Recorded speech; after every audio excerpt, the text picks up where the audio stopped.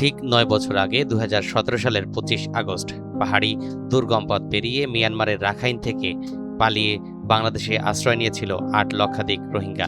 বর্তমানে সে সংখ্যা দাঁড়িয়েছে ১২,০২,০৩৪ জনে।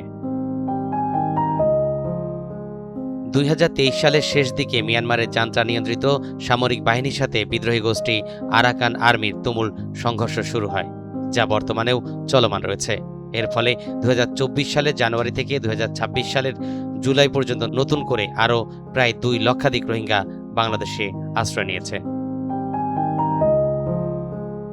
৯ বছর ধরে রোহিঙ্গাদের সুর একই। বসুন্ধরা টিস্যু অশুদ্ধতার বিরুদ্ধে এক বিন্দুও ছাড় নয়।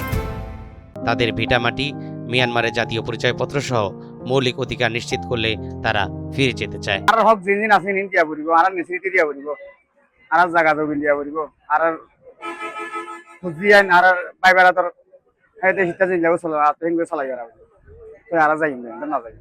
আমাদের দেশে আমরা চলে যেতে চাই।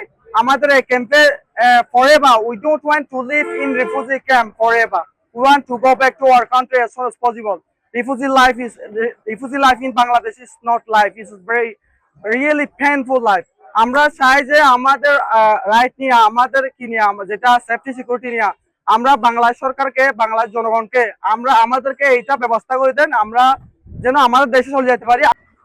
यहाँ 24 मजा माने बेशी तकलीफ पाई आरा इते आरा कोन माने केन हले आरा 200 जन मानुष केउ गे मानुष बेशी मरि गेदा আছে তো মানুষ মসজিদে আরো কেন হলে ইতার আরারে মানে কেন হলে কিন্তু মগবাগি লরালে কিন্তু মিলিটারি লরা ইতার আর ফাডিলো ইতারা মারামারি বুঝিতে কেমন মজা আরা বহুত কিয়তা ছিলাম, নিরাপত্তার মজা ছিলাম।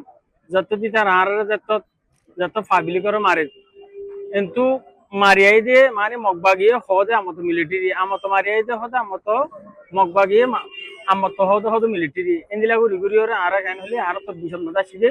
রোহিঙ্গাদের কারণে নানা সমস্যার ভুক্তভোগী উখিয়া টেকনাফের স্থানীয় বাসিন্দারা। তারা বলছেন, বিপুল এই জনগোষ্ঠীর চাপে আমরা নানা সমস্যা ভোগ করছি। আমরা চাই অচিরেই রোহিঙ্গারা ফিরে যাক এবং দ্রুতই হোক তাদের প্রত্যাবাসন। শ্রম বাজার এমন সস্তা হয়ে গেছে, যারা লোকাল আছে তাদের এখানে আসলে খুব করুণ একটা অবস্থা।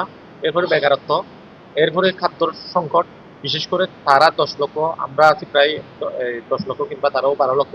এই সুবাদে তারা আমাদের জন্য যে একটা উপজেলার অন্যান্য নাগরিক সুবিধা, বিশেষ করে আপনি চিকিৎসার সেবা দেন, সেক্ষেত্রে তাদের জন্য নামে মাত্র যদি সেবা কেন্দ্র থাকলেও সেখানে তারা স্যাটিসফাইড না। তারা তখন কক্সবাজার সরকারি সদর হসপিটালে চলে যায়। এখন আমার মা বোন, আমার লোকাল মানুষ এখানে গেলে তার সিট পায় না। বাংলাদেশ সম্পূর্ণ মানবিক বিবেচনায় ও নৈতিক দায়িত্ববোধ থেকে রোহিঙ্গাদের আশ্রয় দিয়েছিল। দেশের সার্বভৌমত্ব ও নিরাপত্তা রক্ষায় দলমত নির্বিশেষে রোহিঙ্গা ইস্যুতে জাতীয় ঐক্য গড়ে তোলার আহ্বান জানালেন আইনমন্ত্রী। রোহিঙ্গাদেরকে বাংলাদেশ সরকার আশ্রয় দিয়েছেন, তাদের পাশে দাঁড়িয়েছেন সম্পূর্ণ মানবিক মূল্যবোধের জায়গা থেকে। বাংলাদেশের মানুষকে সবার দল মত নির্বিশেষে, সবার সকল মতভেদ ভুলে যে আমাদের বুঝতে হবে আমার এই ভূখণ্ড, আমার এই বাংলাদেশ, এটা সবার আগে। কক্সবাজারের আশ্রয় শিবিরে প্রাথমিকভাবে ৩,০৮,৭৯৭ জনকে নিজ দেশের নাগরিক হিসেবে শনাক্তের দাবি করেছে জান্তা সরকার। তবে মিয়ানমারের এই আংশিক স্বীকৃতি এবং শর্ত সাপেক্ষ প্রত্যাবাসন প্রক্রিয়া নিয়ে তীব্র অসন্তোষ ও নানা সমস্যার কথা বলছেন বাংলাদেশ সরকার এবং জাতিসংঘের শরণার্থী বিষয়ক সংস্থা।